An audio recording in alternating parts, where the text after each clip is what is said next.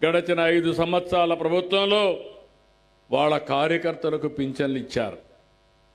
వికలాంగుడు కాకపోయినా బ్రహ్మాండంగా car drive చేసే వ్యక్తులకి, ట్రాక్టర్ డ్రైవ్ చేసే వ్యక్తులకి, లారీలు డ్రైవ్ చేసే వ్యక్తులకి వికలాంగులని చెప్పి పెన్షన్లు ఇచ్చిన సందర్భాలు ఉన్నాయి. మీరు కూడా అర్థం చేసుకోవాలి. మీరు కూడా ఒక పోలీసింగ్ మారిగా పనిచేయాలి.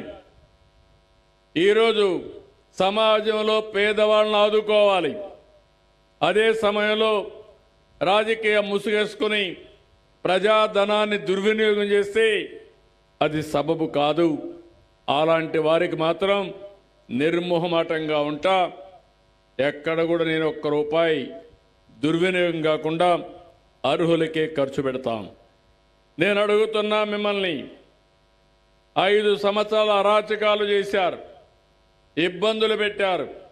కడాన దివ్యాంగులకు ఇవ్వాల్సిన పింఛను కూడా వీళ్ళే కబ్జా చేసే పరిస్థితికి వచ్చారు.